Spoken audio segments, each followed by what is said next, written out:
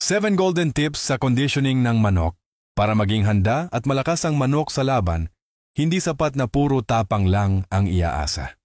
Kailangan din ng tamang conditioning at tamang pag-aalaga para maabot ang peak performance nito.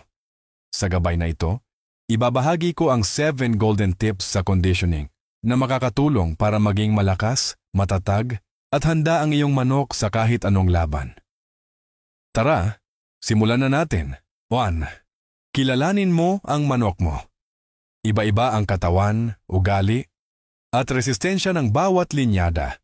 May mga manok na mabilis mapagod at may iba naman na let uminit.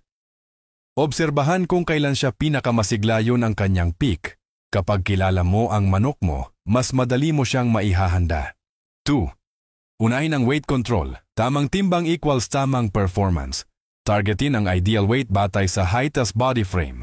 Medium station, 1.8 to 1.9 kilograms. Medium high station, 1.9 to 2.0 kilograms. High station, 2.0 to 2.1 plus kilograms.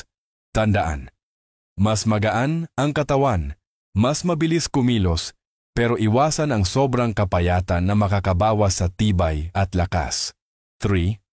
Road work is king. Walang tatalo sa consistency ng galaw. Araw-araw na jogging, fly pen, scratch, at taas-baba. Gumamit ng fly pen na may target 8 to 12 feet jump para palakasin ang binti at baga. Magsimula 2 linggo bago ang laban, tapos unti-unting bawasan ang bigat ng ehersisyo sa huling 2 to 3 araw. 4. Controlled sparring. Huwag sobra ang bitaw. Baka maubos ang gana o matroma ang manok. Isa lang bawat trengs hanggang 4 na araw. Gumamit ng short knife o blunt sparring. Pumili ng pantay na kalaban para makita ang tunay na timing at reaksyon. Obserbahan ang timing, entry, cutting, at stamina. 5. Feeding program. Daily schedule ng pagkain. Umaga, morning. Cracked corn o mixed grains. May halong garlic at luya juice, natural na pampalakas. Hapon, afternoon. Light feeds o conditioning pellets. Dagdagan ng boiled egg white, tuna o sabaw ng tinola, panunat at hydration. 6. Vitamins at turok, injectables. Sample weekly vitamin routine. Lunes, Miyerkules, Biyernes, vitamin B12. Pluses B-complex, oral o injectable. Martes, Huwebes, multivitamins sa inuming tubig. Huling 3 gabi bago ang laban. Bexan XP, Dexa B12 o amino acids, inject sa gabi. Gabing bago ang laban, obserbahan ang mata, hininga at likot. Dapat alerto, pero hindi sobrang likot o bugbog ang katawan. 7. Pointing, last 3 days preparation. Araw aktibidad, day 3. Tulog, pahinga, light feeding lang. Day 2, light scratch, konting fly pen. Day 1, walang feeding sa gabi, konti lang inom ng tubig. Day 0, fight day. Light feeding lang, munggo, boiled egg. Testing ng bitaw tugon, relaxation before laban. O hayan mga boss, sana nakapulot kayo ng kunting idea. Walang sikreto sa panalo. Ang meron lang ay sipat, sipag, at diskarte. Ang tunay na breeder, hindi lang marunong magpalaban, kundi marunong mag-obserba at mag-adjust.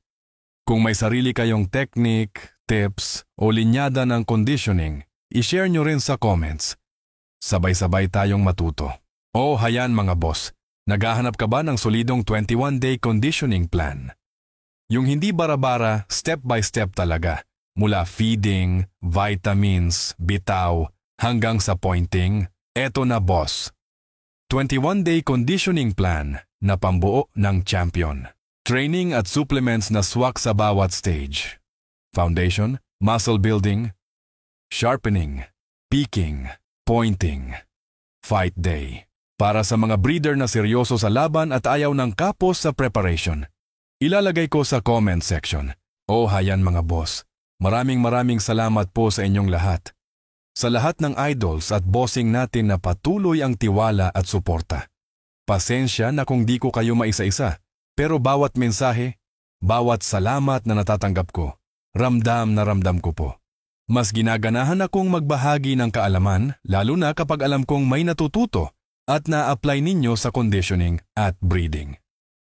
Ang goal natin dito, simple lang. Sama-sama tayong umangat bilang mga tunay na breeder. Hindi bara-bara, kundi may disiplina at direksyon. Like kung may natutunan ka. Follow para sa susunod pang content. Share mo na rin sa kapwa mo handler para sabay-sabay tayong umangat. Maraming salamat mga boss. Tuloy lang ang aral, tuloy ang laban. Next topic natin, pointing secrets ang mga tunay na breeder. 3-day versus 5-day pointing. Para sa mga gustong tumama sa tamang araw ng peak performance. Abangan